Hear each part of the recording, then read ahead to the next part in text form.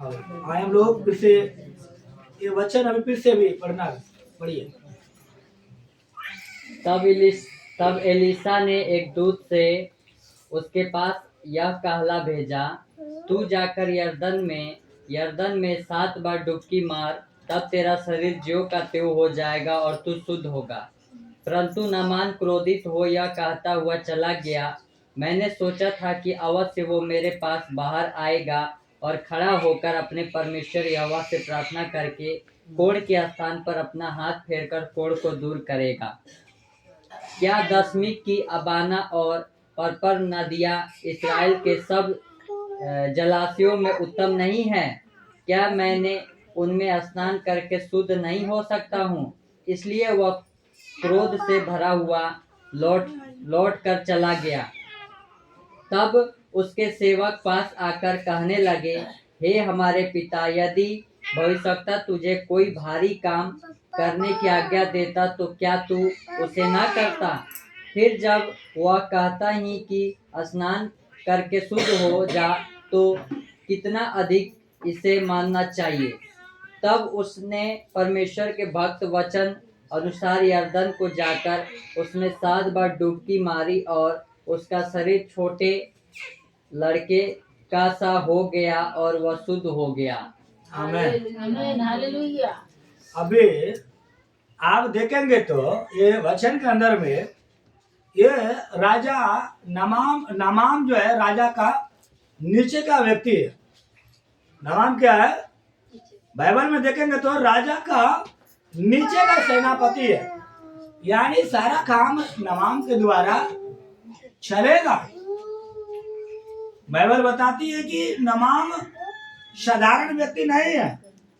नमाम साधारण व्यक्ति नहीं है, बलवान व्यक्ति है, सूरवीर है, और राजा का जो राज्य है इसी के द्वारा चलता भी है। तो भी एक छोटा बच्चा के विश्वास के द्वारा उन्होंने प्रभु को जाना। क्या जाना? एक छोटा सा बच्चा का द्वारा। हालांकि इसके अंदर में उस बच्चा का उम्र नहीं है दाखिला, और वो भी ऐसा बच्चा है जो कैद करके लाया गया। कैसे? कैदी बना करके लेकर आया गया। बड़ी सुंदर बात है कि कैदी व्यक्ति भी उन व्यक्ति को आए। वो तो कभी नमाम ने ये भी नहीं सोचा होगा जिस बच्चा को मैं कैद करके लेकर आ रहा हूं यही बच्चा मेरे आशीष के कारण बने। 10 साल 12 साल के बच्चे उन्होंने उनकी पत्नी से कहा, नवाब की पत्नी से, कि काश आपके पति हमारे नगर में, हमारे शहर में, हमारे इस्राएल में होते, दासों की संगति में होते, तो ये इनका बीमारी जो कोढ़ है वो शुद्ध हो जाते। जरा से सोच के देखिए, कहीं न कहीं नमान का मन दुख के कारण कहीं न कहीं खुला भी था तो सख्त भी था, दोनों था। छोटा बच्चा का कहना से भी किधर जा रहा है? इस्राएल राजा के दूसरा राज्य देश के अंदर जा रहा है। छोटा बच्चा कहने से मन खुला हुआ भी है और सकत भी है। सकत क्या है? उनका एक इच्छा तक हम जाएंगे, सेवक हमारे हिसाब से काम करेंगे। सेवक उनका हिसाब क्या था? मेरे ऊपर में हाथ रखेंगे, वो अपना परमेश्वर के यहोवा से प्रार्थना करेंगे, हमारा शुद्धिकरण कर देंगे। हम बलवान आदमी हैं, हम राजा का एक बड़ा राज्यपाल हैं, साधारण व्यक्ति नहीं है, तो मुझे बड़ा सम्मान के साथ जो है सेवक मुझे ऐसा करेंगे। मगर परमेश्वर सेवक का जीवन की मामला नहीं था। मामला था परमेश्वर सेवक को उपयोग कर रहा था। क्या कर रहा था? उपयोग। इसीलिए एलीशा कोई भी बात अपना मन से नहीं बोला। एलीशा उन्होंने एक बात बड़ा भारी कही जो बड़ा मुश्किल था नमान के लिए। नमान जो था सम्मानित व्यक्ति था, राजा से सम्मान प्राप्त किया हुआ व्यक्ति थे। अब ऐसे कहा जाए जो भारत का, जैसे हम लोग का प्रधानमंत्री किसी को एक रत्न दे देता है, एक बड़ा इनाम दे देता है। ऐसा इनाम पाने वाला व्यक्ति नमाम है, सम्मानित व्यक्ति है अपने राजा के आगे, जिनका राज्य उनके हाथ में। वह व्यक्ति का इच्छा था कि दास आए, दास को जो कहूं वो करे, ऐसा वो सोच रहा है। पर बिल्कुल उल्टा हो गया। क्या हो गया? परमेश्वर ने दास से कहा तुझे मिलने की जरूरत नहीं है। उन्होंने कहला भेजा, और कहला क्या था? यर्दन में 7 बार डुबकी मारना। कितना बार? 7 बार डुबकी बोला। वो उनको कभी ये नहीं मालूम था कि मेरे शासन का में कितना लोग चल रहा है और सेवक मुझे शासन देगा, ये पता नहीं। जब वहां गया तो उनको यही कहा गया। और एलिसा किसी दूतों के द्वारा, किसी लोगों के द्वारा मैसेज किया कि जाकर बता दे नामान को कि यहाँ से, इस जगह से कुछ दूर में यर्दन नदी है, और यर्दन नदी में कितना बार मारना डुबकी? 7 बार। मगर वो 7 बार में देखिए नमाम का कितना कतराना है, कितना दिक्कत है। दिक्कत अब क्या निकल कर आ रहा है? क्या जिस नदी के बारे में एलिसा ने कहा, क्या इससे बड़ा सुंदर नदी हम लोग के जगह में नहीं है क्या? हमारे नगर में इससे सुंदर नदी है, और ऐसे ऐसे नदी है जिनका पानी भी शुद्ध है, साफ है। क्या है? और जिस नदी के बारे में एलिसा कर रहा है, इनका पानी भी बराबर साफ, भी पानी बराबर साफ नहीं। देखिए कितना इनका सोच है। इनका सोच के जरा तारीफ करिए। वो अपना राजा में राज करने के समय जैसा करता है, वैसे ही जाकर के उनका मन क्या हो रहा है? सेवक के जगह में भी ऐसे ही करेगा। सेवक के जगह में करेगा।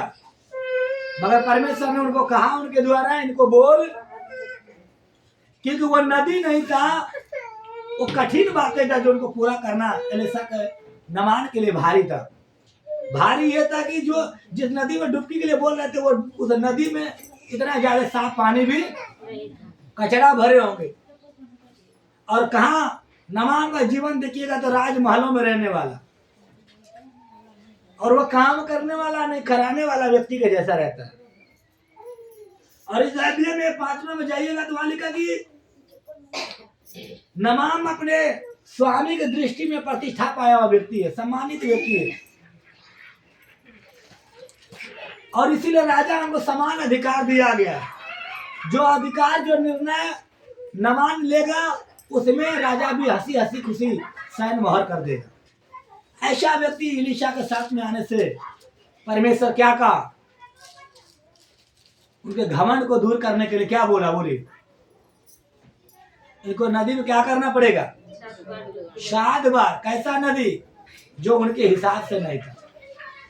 इसीलिए इनको बड़ा छरपटी लग गया। छरपटी ये था कि मैं मेरा मन की इच्छा था, मैं उनसे मिलूंगा और उनको कहूंगा मेरे पे हाथ रख, जैसे जैसे मैं बोलेगा वैसे से वो करके मुझे शुद्ध करेगा। ऐसा मन लेकर के किधर आया? एलिसा के पास में। कई बार चर्च के अंदर में, प्रार्थना के अंदर में भी ऐसे ऐसे लोग आता है। उनका एक अलग मानसा होता है। पास्टर अलग से बात करे, अलग से कुछ उनको कहे, ऐसा मन भी लेकर लोग आता है। पास्टर अपना मन के हिसाब से ये सेवा नहीं चला सकते। सेवा का बस की बात नहीं है। ये सेवा पर सृष्टिकर्ता परमेश्वर का है। यह सेवा किसी मनुष्य के द्वारा निर्धारित किया हुआ सेवा नहीं है कि जो जहां चाहे वो शुरू कर ले। वो मनुष्य के हिसाब से सेवा, नेता के हिसाब से सेवा नहीं चलता। यह सेवा सृष्टिकर्ता परमेश्वर के अनुग्रह से चलता है। वो कैसे कैसे बोलता है, वैसे वैसे बोल करके कलीसिया को मजबूत करना चाहिए। जोर से बोले हालेलुया। अभी देखिएगा, नमाम को समझ नहीं आता। सुलेमान के वचन में आप जाएगा तो लिखा है कि विनाश से पहले घमंड आता है और महिमा आपके जीवन में परमेश्वर महिमा आएगा तो पहले नम्रता आएगा। क्या आएगा? नम्र दिल आएगा। कितना लोग गाली देगा, कितना बेइज्जती करेगा, कितना भी अनादर करेगा, फिर भी आप नम्र है तो आप ये भी याद कर लेना, आपके द्वारा परमेश्वर बड़ा काम करेगा। हालेलुया। और बाइबल में ऐसा लिखा गया, श्रीमान राजा बोलते हैं कि घमंड से, विनाश से पहले घमंड आता है। किसके अंदर? मनुष्य के अंदर क्या आता है? घमंड आता है। और वही घमंड क्या कर रहा है? एलिशा का जीवन का कोड़ बना हुआ। क्या बना हुआ है? घमंड का कोड़ लगा हुआ। किसका? घमंड का कोड़। और वो कोड़ तब तक ठीक नहीं हो गया जब तक वचन के अनुसार अपना जीवन को दिया नहीं। हालेलुया। इसलिए बाइबल में इब्रानी 5 उनका 7वां 8वां 9वां आयत में जाएगा तो यीशु मसीह के बारे में बताया गया। क्या बताया गया? आंसू बहा बहा करके अपने स्वर्ग के पिता का आज्ञा को मानना सीखा। कैसा सीखा? आज्ञा कठिन है और आज्ञा को पूरा करने के लिए कई बार आंसू बहाना पड़ेगा। क्या करना पड़ेगा? हमारा सृष्टिकर्ता परमेश्वर 2026 साल पूर्व में इस दुनिया में आए तो उन्होंने पिता की आज्ञा पूरा करने के लिए रोते रोते रोते रोते अपने पिता की इच्छा को उन्होंने क्या किया? पूरा करी। पढ़िए इब्रानी, एक बार निकालिए इब्रानी 5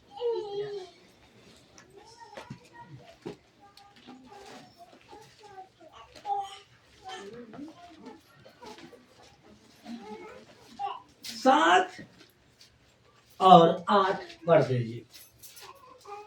इसलिए कलीसियाओं याद रखना, आपके लिए कठिन समय नहीं है, आज्ञा कठिन नहीं है, बल्कि आपके अनुसार से नहीं होता है, इसीलिए शरीर को कठिन लगता है।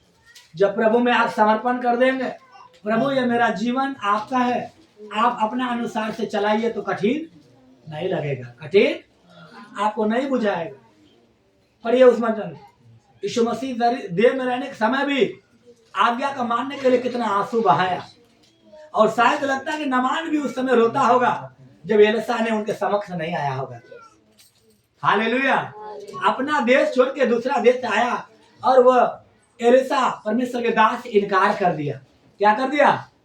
इनकार कर दिया। आने की जगह लोग भेज रहा है। क्या भेज रहा है? उन्होंने बड़ा लालसा से आया था, बड़ा खुशी दिल से आया था, और जब इनकार किया, जब लोग आया, उनका मन कितना टूटा होगा। जरा सोच के देखो उनकी आस्था। अभी ये सोचे आप अपने आप में कि हम एक नमान हैं, अब अपने आप को नमान बनाए और उस स्थान पे लेकर आए कि नमान का दिल में क्या होता होगा। जिन्होंने दुनियादारी का ठोकर खा करके लास्ट में किसी ने कहा कि तुम प्रभु के लोग के संपर्क में आएगा और प्रभु तुझे आशीष देगा, और आशीष के जगह पे आने से भी, और जहाँ आशीष मिलना चाहिए वहां आशीष देने वाला व्यक्ति उनके समक्ष नहीं आ रहा। जरा सा अपने आप को नमान बना के देखिए, कितना दुख लगा होगा जब सेवक उनके सामने नहीं आए। हालेलुया। कितना दुख लगा होगा। मुझे लगता है कितना उनका पांव तो जमीन पे नहीं होंगे। मुझे लगता है वो अपने आप से सोचता कि मैं क्या कर दिया, कितना अच्छा बड़ा मुझे सम्मानित व्यक्ति था और मैं ये छोटा सेवक के पीछे में आ गया। अभी ये राजा उधर वापस जाएगा, मैं शुद्ध नहीं हो गया तो लोग तो मुझे हाय हाय करेंगे। हालेलुया। और सारा उल्टा हो गया। जरा सोचो उस समय, उस हालात को जरा अपने आप को उस नमान की जगह लेकर आइए। किसी से आप कुछ लेने के लिए आए हैं, बड़ा आस बड़ा उम्मीद से आए हैं, और किसी ने कह भी दिया वो देता भी है। हालेलुया। किसी ने आपको कह दिया फलाना भाई बड़ा दानी है, बड़ा पैसा देता है, दुनिया में किसी ने नहीं दिया, और आपको नाम भी आप किसी ने बता दिया हो कि फलना भाई के पास में जाएगा तो आपको मुंह नहीं मोड़ेगा, मुंह नहीं मोड़ेगा। और जब वहां तक आपने दुनियादारी के ठोकर खा कर इधर आया है और अचानक से देने की जगह किसी का सनिया भेज रहा है, और ऐसा सनिया है जो बिल्कुल रॉन्ग है, बिल्कुल उल्टा है, सोचे वो नवाम की स्थिति क्या हुआ होगा। नवाम का तो हृदय का टुकड़ा टुकड़ा हो गया। हालेलुया। हृदय क्या हो गया? मगर उस उदास मन के समय भी नमान के साथ में, नमान का अंगरक्षक थे, एक बॉडीगार्ड के रूप में थे। उन्होंने कहा हे स्वामी, भविष्यवक्ता आकर के स्वयं आपसे कह देते आप यर्दन के नाले में आप डुबकी लेकर शुद्ध हो जाइए, तो क्या उस बात को आप नहीं करते क्या? इसके मतलब ये भी था वो करने वाला भी व्यक्ति था और दिल का सकद भी दोनों तरह से था। बाद में उन्होंने उसके बाद जब उन्होंने कहा तो उनको लगा मुझे करना चाहिए। पहले देखिए कितना घमंड वाला बात बोलता है, मेरा नदी सुंदर है मैं उधर ही ले लेता। बात सुंदरता अगर नहीं है, बात परमेश्वर की इच्छा था। वो पानी नहीं था, वो पानी नहीं था, वो पानी गंदा वाला पानी नहीं था, बल्कि इनका गंदा मन को धोने के लिए क्या चाहिए था? वही पानी शुद्ध था। हालेलुया। अहंकार घमंड कैसे शुद्ध होगा? यर्दन में। और प्रभु चाहता था और प्रभु को पता था जब तक ये घमंड दूर नहीं होगा तब तो ये शुद्ध भी नहीं होगा। हालेलुया। और उनके बॉडीगार्ड जब उन्होंने कहा पढ़िए बोले वो वचन पढ़ेंगे। इसलिए मेरे प्रिय भाई बहनों, सरप्राइज है, कई बार कठिन बात सेवक के मुंह से निकल जाए तो आपको लगेगा बड़ा कठिन है, पर आप जो करोगे फल को आप देखने पाओगे। हालेलुया। पढ़िए वो वचन को, पढ़िए उसमें।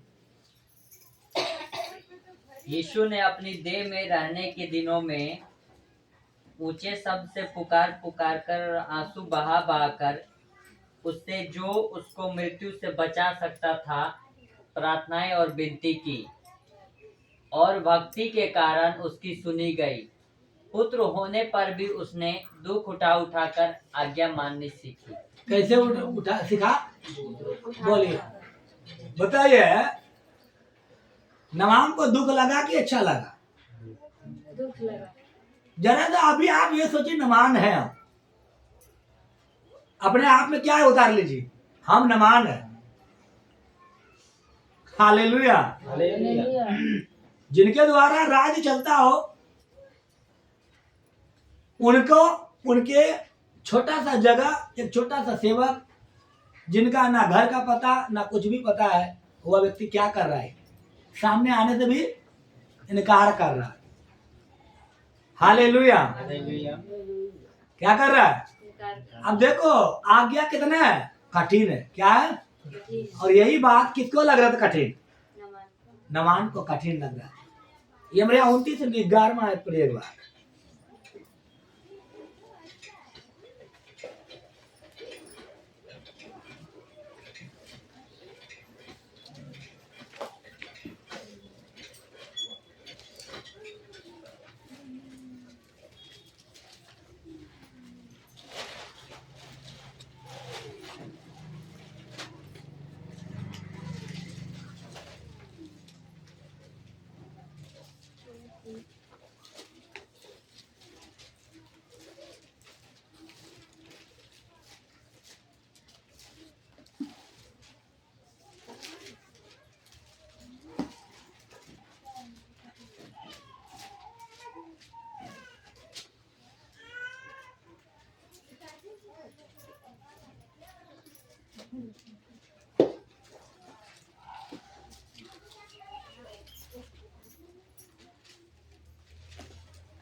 परमेश्वर ने क्या कहा?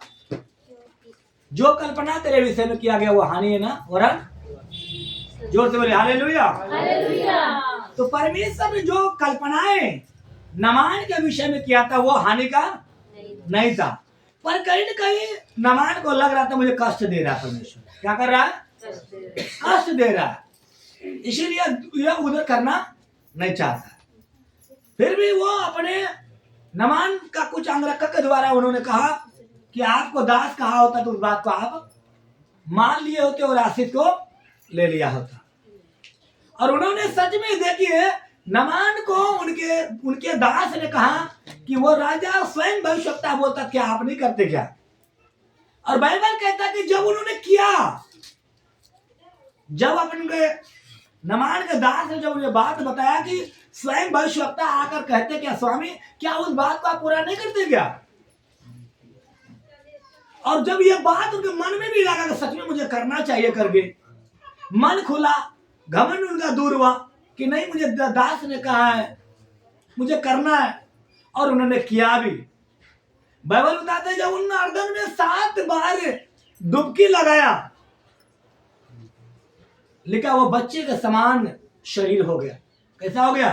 बच्चे के नहीं, लिखा वचन के अनुसार वो कार्य को संपन्न किया उन्होंने। कौन? नमाम। जो कुछ एलिशा ने कहा था उनके अनुसार उन्होंने किया। मिला तो नहीं, पर जो उन्होंने कह दिया और वैसे ही वो कर लिया, और करने के द्वारा क्या हो गया? जीवन का शुद्धिकरण हो गया। कोढ़ से शुद्धिकरण, कोढ़ मिट गया। कोढ़ कैसे मिट गया? आज्ञा को मानने के द्वारा। कैसे मिट गया? आज्ञा को मानने के द्वारा। वही नमान को कठिन लग रहा था, भारी लग रहा था।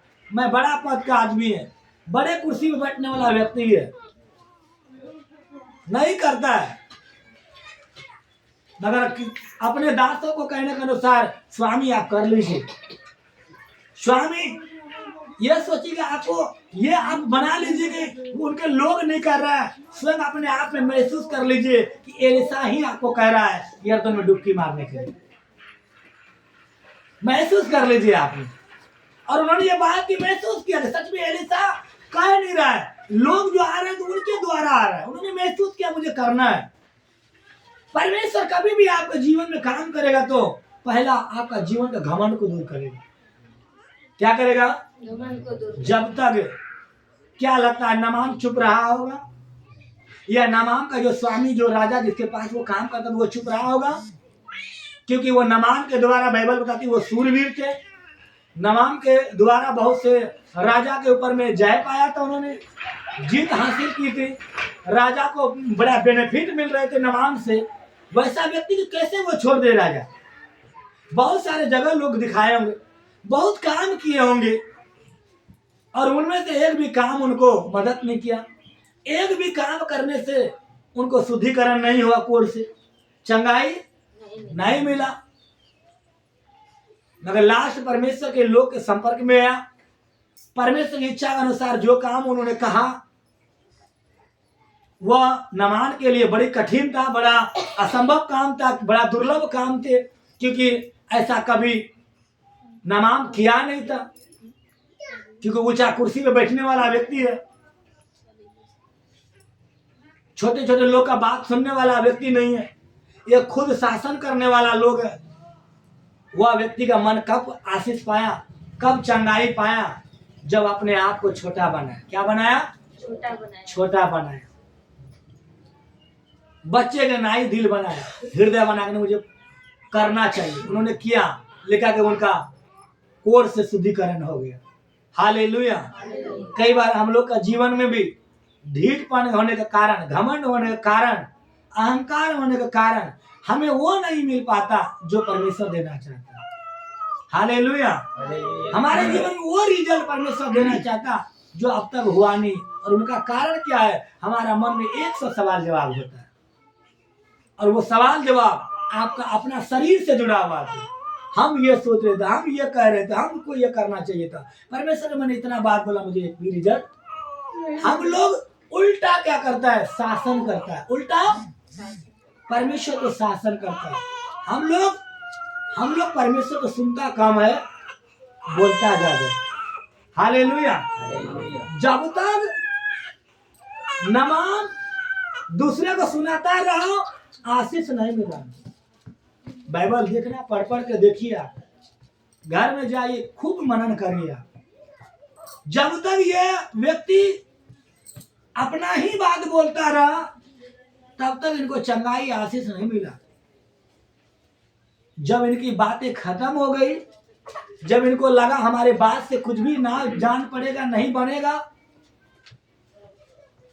बात में दूसरे को समझाने तो तब इनको समझ में आया। और उन्होंने कहा ऐसे स्वामी, दूसरे से किसी से कुछ लेना है तो घमंड करके आप नहीं ले सकते। उससे बेहतरीन बात यह है कि जो कुछ उसने कहा उसको आप कर ही लीजिए। हालेलुया। जो कुछ उन्होंने कहा है करीली। कई लोग, हम लोग का स्वभाव भी ऐसा ही है, प्रेम से ही उन्नति होती है। बाइबल बताती है घमंड से विनाश हो जाता है, प्रेम से उन्नति होती है। वो हमारी ही नहीं वरन दूसरे का भी उन्नति होता है। हालेलुया। और जब तक नमाम दूसरे को सुनाता रहा, आशीष नहीं मिला। कब आशीष मिला? जब दूसरे ने कहा और इन्होंने सुना, जब इन्होंने किया। नीति वचन 28 में 13वां और 14वां आयत पढ़ दी।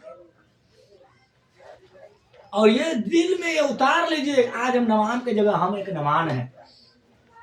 हम लोग भी नमाम से कम नहीं है। हम लोग भी नमाम से, बोलिए, हम लोग नमाम से कम नहीं, शायद हम लोग नमाम से बड़ा है। हालेलुया। इसलिए नमाज के जैसा बन करके नमाज से भी जीरो होना, तो ही अनुग्रह हमारे पर में आएगा।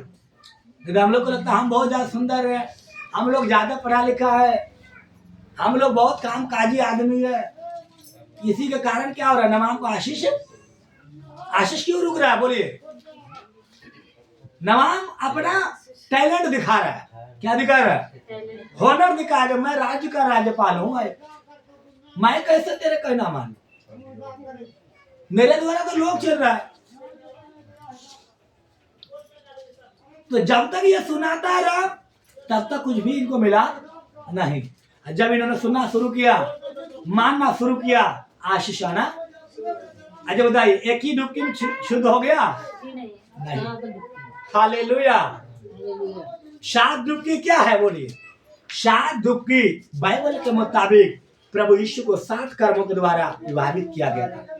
7 कर्म हुआ, बाइबल बताता है।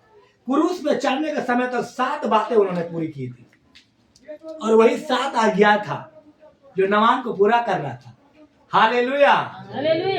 नमाज को वही 7 आज्ञा, 7 विधि पूरा करना था। और बाइबल बताती है एक भी विधि 7 का 6 नहीं पूरा किया उन्होंने। किया गया शातम पूरा किया, यानी 1 2 3 कर्म है। मुझे लगता है एक गया होगा, ज्यादा कुछ फर्क, थोड़ा सा, दूसरा थोड़ा सा और शुद्धिकरण, तीसरा थोड़ा, चौथा, मतलब ऐसा बढ़ते जा रहा आशीष। जब 7वां मारा, पूरा आशीष। हालेलुया। पूरा आशीष हो गया। कब हो गया? जब सुनाना कम, सुनना ज्यादा शुरू किया। हालेलुया। हमेशा ये बात याद रखिए, आपका जीवन में सुनाना कम और सेवक का सुनकर आगे बढ़ेगा तो हमेशा सफलता आपकी होगी। सफलता आपका स्वागत करेगा, और जो कुछ आप परमेश्वर से लेकर प्राप्त करेंगे वो सही तरह से उपयोग भी होगा। हालेलुया। पढ़िए नीति वचन 13 और 14 आयत। इसीलिए कई बार अनुग्रह रुक जाता है, दया रुक जाता है, जब तक अपने आप को शून्य नहीं बना लेते, जब तक अपने आप को छोटा नहीं कर लेते। वहां लिखा है कि जो अपने अपराध को छुपा रखता है विपत्ति उन पे बना रहता है, जो अपने अपराध को मान लेता है और छोड़ देता है, लिखा स्वर्ग से उन पर दया किया जाता है। हालेलुया। दया एलीशा के हाथ में नहीं था, दया तो सृजनहार सृष्टिकर्ता परमेश्वर के हाथ में था। हालेलुया। क्योंकि जो कुछ एलीशा कह रहा था वो अपना बातें उनका नहीं था, हर वो बातें प्रभु का था। प्रभु से लेकर के यही बात एलीशा नमान को बता रहा था, और उनको लग रहा था कहीं न कहीं, उनको ये नमान को कुछ न कुछ ये लग रहा था कि मुझे जो है कि एलीशा मुझे दबाना चाहता। क्या करना? दबाना चाहता, शासन करना चाहता। मगर ऐसा नहीं था। परमेश्वर जैसे वो बोला वैसे उनको बोला। हालेलुया। इसलिए अनुग्रह कब आता है? जब तक बाइबल बताती है नमान अपने गुनाह को छुपा रखा, अपने घमंड को छुपा रखा, घमंड को बनाए रखा, तब तक आशीष नहीं आया। जब उन्होंने मान लिया, क्या मान लिया? दास ने कहा है। वो भी कैसे मान लिया? अपने दास के कहे अनुसार। किसके अनुसार? नमाम का खुद दास का स्वामी कर लीजिए, अच्छा है। वो भी कहते उतनी ही बात है, तो अच्छा किसी के द्वारा कहा है तो कहा तो है सही, तो आप कर लीजिए। हालेलुया। हालेलुया। उन्होंने करने के द्वारा ही उन्होंने क्या पाया? आशीष पाया। हालेलुया। हालेलुया। और यही बात कितना कठिन था उनके लिए, देखिए बहुत कठिन था, बड़ी मुश्किल था नमान के लिए, जब किया आशीष मिला। इसलिए परमेश्वर ने कहा जो कल्पना परमेश्वर ने तेरे विषय में किया है वो हानि नहीं, वो लाभ का है। तत्कालिक रीति से नमान को लग रहा था कि ये एलिसा मुझे झुकाना चाहता है, एलिसा का कुछ राय ठीक नहीं है, एलिसा मिलना नहीं चाहता, इसीलिए कतरा रहा है और मुझे ऐसा बोल दे रहा है जो मुझे मेरे लिए करना असंभव है, करना। पर उनको पता नहीं था कि ये बोझ एलिसा ने नहीं दिया था, वो परमेश्वर ने दिया था। हालेलुया। क्यों दिया था? कि हमेशा हर एक दिन नमान लोगों से बोझ को उठवाता था। क्या कर रहा था? आज नमान की बारी आ गया। किसका आ गया? आज नमान उठाए। नमान कल तक दूसरे की आज्ञा दे रहा था और उनकी बात को लोग मान भी रहा था, और परमेश्वर भी चाहता था कि मुझसे आशीष लेना चाहिए, तो क्या मेरा आज्ञा को पूरा करता है नहीं करता है। हालेलुया। ये चीज को देखना चाहता था। और बाइबल बताती है जब उन्होंने पूरा किया, यीशु मसीह नया नियम में भी देखिएगा उनको आज्ञा को मानने के लिए कठिन लग रहा था। क्या लग रहा था? आज्ञा के लिए उन्होंने आंसू बहा रहा यीशु मसीह। हम लोग के भी जीवन में कई बार ऐसा ही होता है, जब बड़ा काम बड़ा बोझ चर्च से मिल जाता है, लोग से मिल जाता है, प्रभु से मिल जाता है, तो बड़ा रोना होता है हम लोग। पर याद रखना वो रोने में ही बड़ा आशीष छुपा हुआ है। हालेलुया। इसलिए प्रिय भाई बहनों, अपने आप को शुद्ध करना। सब लोग अपने आप को बंद करेंगे और प्रार्थना करेंगे। हालेलुया। सब लोग आंख बंद करके लगातार प्रार्थना करना। प्रभु, नमान को बड़ा दुख लग रहा है, शायद हमें भी ये दुख लगता, कुछ बात हमारे हिसाब से नहीं होता, हमको दुख ही लगता है। क्योंकि नमान भी यही सोचता था काश मेरे यहाँ ऊपर में सेवक हमारे सर पे हाथ रखेंगे और हमें चंगाई पाऊंगा, ऐसा सोच करके प्रभु के साथ आया। पर उन्होंने नहीं सोचा उल्टा काम बताएगा सेवक। प्रभु जो कुछ कहेगा वही सेवक बताएगा, और वही सच्चा सेवक है जो प्रभु से सुन करके दूसरे को सुनाता है। हालेलुया। परमेश्वर, मैं प्रार्थना करते तीसरे आसमान में रहने वाला खुदावन प्रभु यीशु मसीह, हम प्रार्थना करते परमेश्वर, धन्यवाद देते परमेश्वर। प्रभु आज के वचन के द्वारा प्रत्येक जीवन का शुद्धिकरण कर दीजिए परमेश्वर, प्रत्येक जीवन का शुद्धिकरण कर दीजिए। हालेलुया। शुद्धिकरण करिए परमेश्वर, हमें शुद्ध लीजिए खुदा, प्रत्येक को शुद्धिकरण करिए। यीशु पिता हम धन्यवाद देता, नमान के जैसा हम लोगों को खुदा मन यीशु, हम लोग का स्वभाव भी नमान से कम नहीं है प्रभु। घमंड नहीं है परमेश्वर, हमारा हृदय भी घमंड से है। परमेश्वर, हमारा घमंड को अपना परमेश्वर पिता घमंड नहीं हो रहा राजा। हालेलुया। लहू देकर शुद्ध करिए परमेश्वर, हमारा आत्मा को, हमारा विवेक को, हमारा दिल और दया को, हमारा आत्मा, हमारे शरीर को शुद्ध करिए परमेश्वर, ताकि शुद्धता रूपी धन्यवाद प्रभु हम आपको चढ़ाने पाए परमेश्वर, आपको चढ़ाने पाए परमेश्वर, आपको चढ़ाने पाए परमेश्वर, आपको चढ़ाने पाए प्रभु यीशु। हम प्रार्थना करते हैं। Hallelujah, hallelujah. परमेश्वर आज के दिन को तेरे हाथों में देते हैं प्रभु, तू आशीष और अनुग्रह करिए परमेश्वर।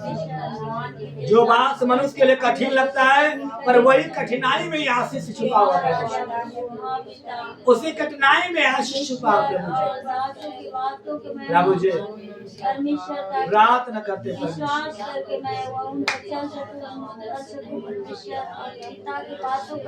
हालेलुया।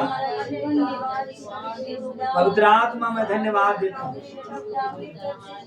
प्रार्थना करते परमेश्वर प्रभु, आज लोगों के जीवन में जो रुकावट है प्रभु, जो मन फिराने के लिए लोग तैयार थे प्रभु, वो लोग उधर मन नहीं फिराने के कारण शैतान ने अलग अलग काम में रुकावट डाला प्रभु, ताकि ये लोग मन ना फिरा करके आपका संतान ना बने करके प्रभु एक शब्द बाधाएं और हर बाधाएं के लिए भी प्रार्थना करते यीशु मसीह के नाम से टूट जाए परमेश्वर, यीशु मसीह के नाम से टूट जाए। लॉर्ड ऑफ जीसस शामती प्रभु यीशु मसीह, हम प्रार्थना करते हैं, हम प्रार्थना करते हैं आज के वचन जितना ने सुन रहा प्रभु, हर एक के हृदय में कार्य करिए और वचन के अनुसार जीवन जीने की सहायता कर और हमारे भी जीवन को उपयोग करिए। अपने वचन के द्वारा अपने दास को भी अद्भुत तरीके से उपयोग करिए परमेश्वर। पिताजी, मैं प्रार्थना करते हैं आज के प्रार्थना के लिए, आज के वचन के लिए, आज के दीर्घ वचन के लिए, आज के हर एक बात के प्रभु जी, आज परमेश्वर हम प्रार्थना करते हैं आगे का जो काम है प्रभु तेरे उच्चा के अनुसार बढ़ने की सहायता करें प्रभु यीशु पिता। हम प्रार्थना करते परमेश्वर प्रभु यीशु, आप दया करिए प्रभु यीशु, आप दया करिए। हम प्रार्थना करते परमेश्वर, हम प्रार्थना करते परमेश्वर आज के वचन के द्वारा इनका मन को शुद्धिकरण कर दीजिए परमेश्वर। जैसे नमान को शुद्धिकरण किया प्रभु, हम लोगों का जीवन को भी शुद्धिकरण कर दीजिए परमेश्वर, ताकि शुद्धता रूपी धन्यवाद देने पाए परमेश्वर, धन्यवाद देने पाए परमेश्वर। प्रभु यीशु, हम प्रार्थना करते हैं आज के वचन के द्वारा प्रत्येक के जीवन में आशीष दीजिए परमेश्वर, आशीष दीजिए परमेश्वर, आशीष दीजिए परमेश्वर। सारे महिमा आदर इज्जत जलाल आपके हाथ में देते हुए एक लौता पुत्र प्रभु यीशु मसीह के नाम मांगते हैं, आमीन। जोर से बोले हालेलुया, हालेलुया। और अभी हमारा दो लोग पता नहीं किधर है, कहाँ रुक गए हैं, कहाँ नहीं पाए।